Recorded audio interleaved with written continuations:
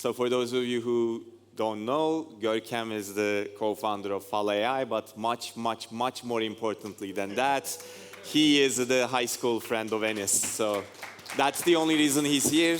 Not that his company is doing excitingly, superbly great, but the high school sort of... I don't know, should we move over there? These two. Gel abi. All right. Apparently that's how it's all set up. All right, so I think we talked a little bit...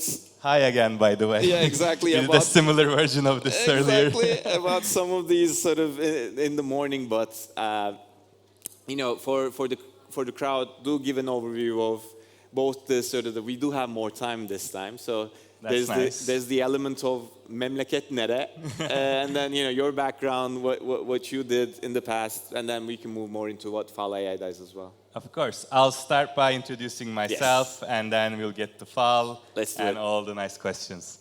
My name is Görkem. I'm one of the co-founders of Fal. I grew up in Turkey. I'm from Izmir. Went to the same high school with Enis. And actually Kaan, who was here earlier. And then I moved to the US for college.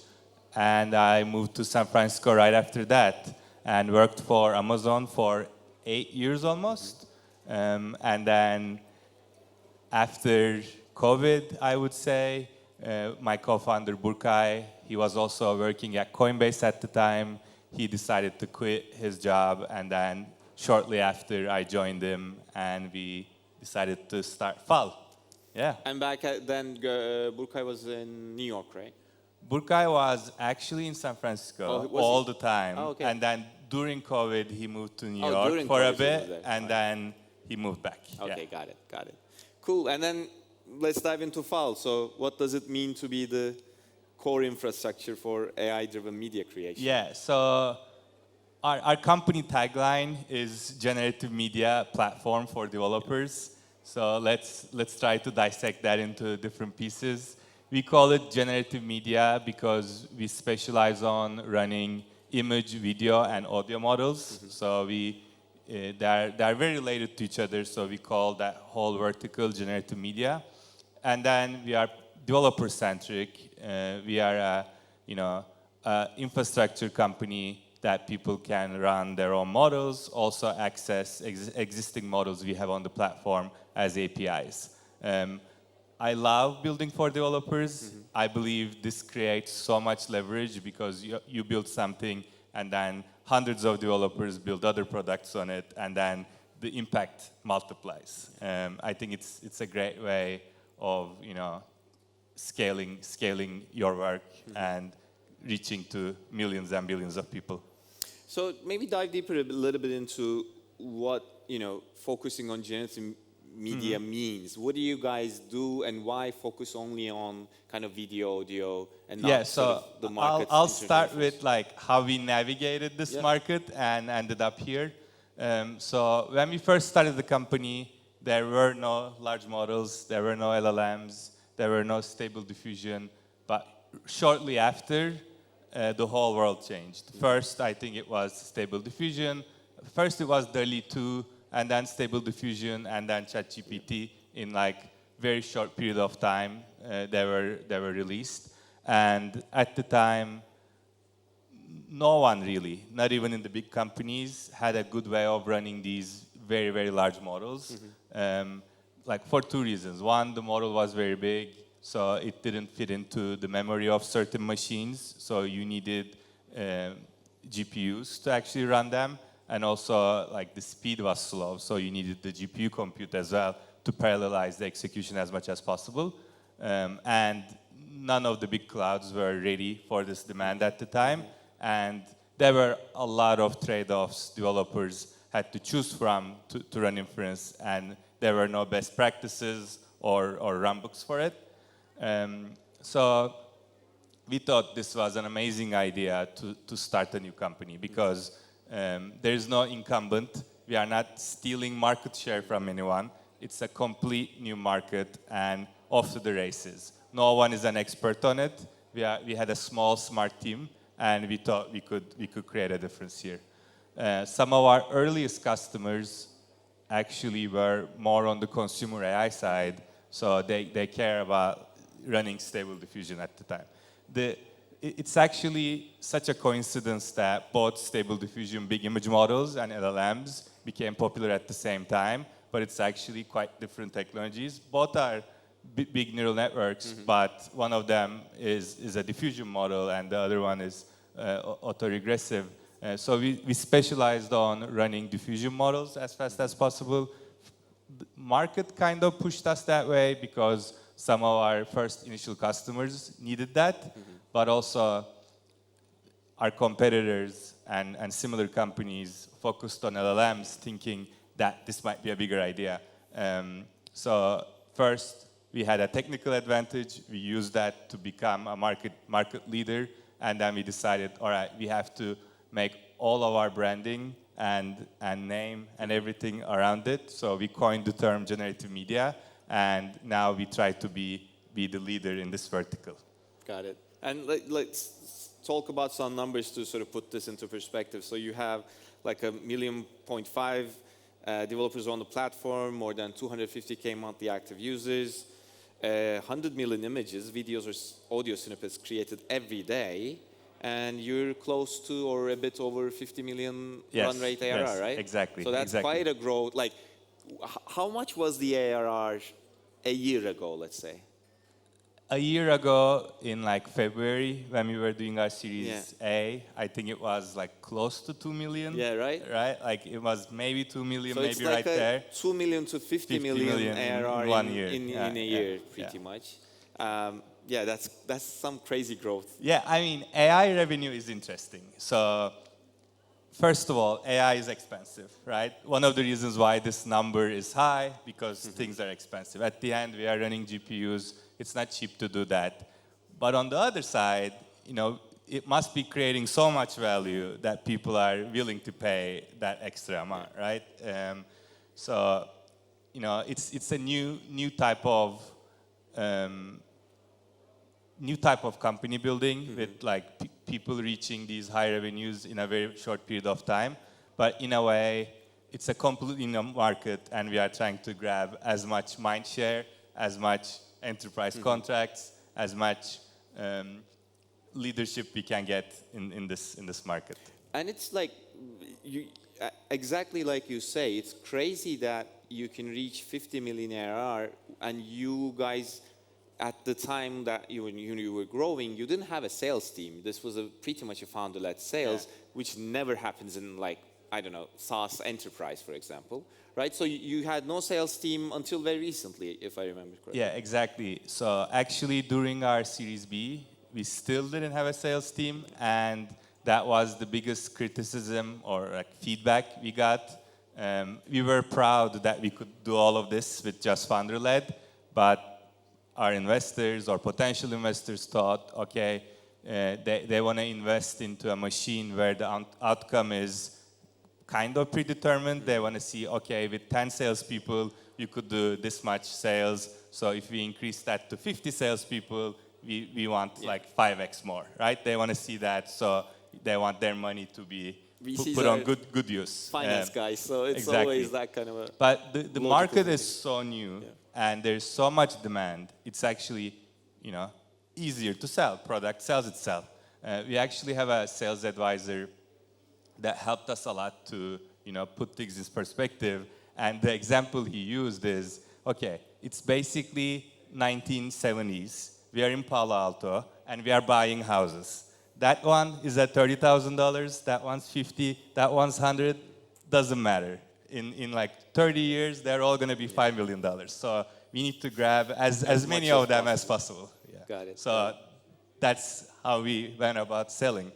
Got it. Yeah. Maybe to switch gears a bit, when you first started, there wasn't this whole AI thing as well, and you were doing something completely different, right? Yeah, we kind of, you know, hacked around some data infrastructure around dbt, around data warehouses. I think there's incredible potential there as well, but it's a very mature market. Yeah. We would be fighting against big incumbents, trying to steal market share.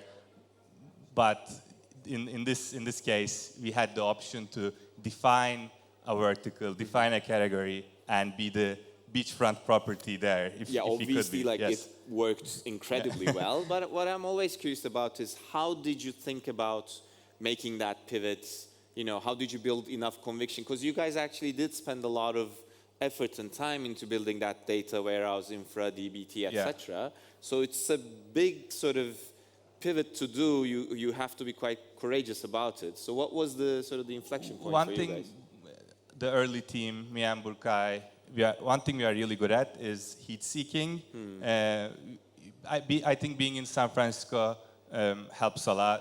Talking to customers help a lot. Like we really listened to the market and what people wanted, and you couldn't have a conversation for 5 minutes without someone mentioning AI in San Francisco. So we had to do something, and you know, in a way, we tried to hedge our bets in the beginning. We tried to do both things at the same time. But like on one side, we could, you know, charge people thousands of dollars a week. In the other, maybe like one contract for a year for that much.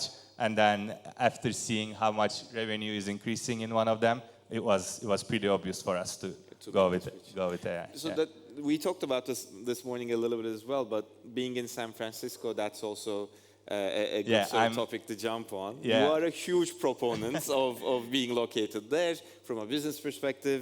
And we do encourage founders to move there and have the product teams across kind of Eastern Europe. And that's our thesis as well. But what is it about San Francisco that you think makes it so important for you guys to be there?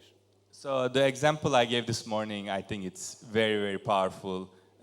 When you are looking for your next investment, the person who's going to invest in you, they want 5 people that they can call that would know you and then they would watch for you. It's really, really hard to do this all the way from Turkey because your networks are completely separate from each other. And just to give a bit of a background, you guys raised like a lot of good rounds later on as well, and in total more than 70 million. But your pre-seed even was from Andreessen and first round. And it was top pre-product. Probably, pre-product, top 2 funds in SF probably.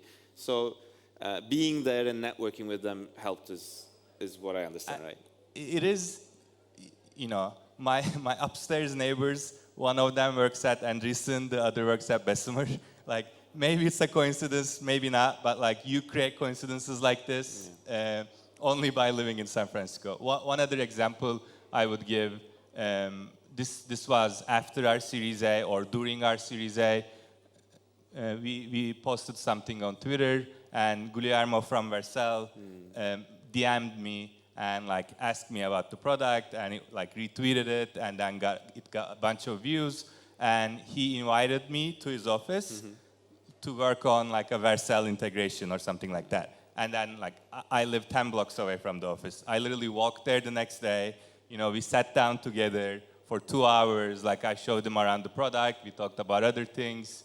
And then when we were pitching, maybe a week after, 2 weeks after that, it was one of Vercel's investors actually, randomly, it was their board meeting the day before, and Guillermo recommended Fal to that person, right? Like these coincidences, yes, they are coincidences, but you increase the chances of these coincidences happening only if you live there and actually have connections, deep connections with these people. Compared to how big of an effect the city has, it's still a very condensed network and you know a limited number of people probably, right? 100%. And there are, you know, a few tastemakers that like everyone listens to them, and somehow reaching them makes your life a lot easier. Yeah, exactly. Maybe we can talk a little bit about sort of from a product perspective what your secret sauce is. Like you mentioned that you have the fastest inference and like 4x faster latency compared to sort of other competitors.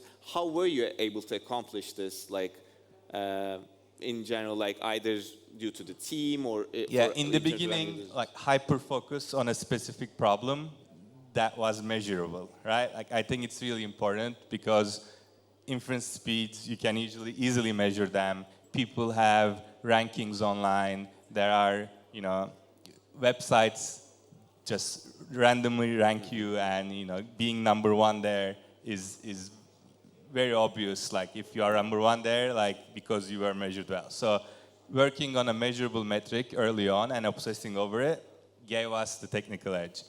But I don't think this technical edge is going to last forever, in the sense that people are not going to care about the technical edge as much going forward. So now we have to use this technical edge to build a business flywheel, whatever it might be. It might be positioning, it might be branding, it might be go-to-market, it might be partnerships. So now around this, we need to build something that's more durable and hopefully here to stay.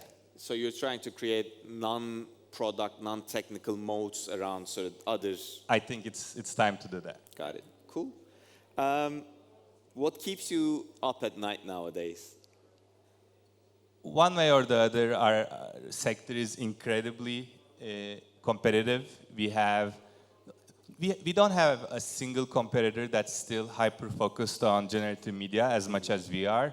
But the model labs themselves, they are working on inference, and then there are general inference providers that are doing LLMs or other kinds of models. So the competition is definitely keeping us up. And the second part is the dynamic nature of the whole ecosystem. There are new models, there are new techniques, coming out of everywhere. Like China is always releasing new models. There is open source, always innovating, and then we have to be listening to the closed source model providers as close as possible as well. So being on the edge and knowing everything and being prepared for the new releases is really important for us, and that takes time. It's like really on a daily or sometimes maybe weekly basis that things change, right? So like if we are the ones tweeting about a model before everyone else, that is a meaningful difference. That meaningfully changes how many people actually come and use that model. Like things are changing so fast.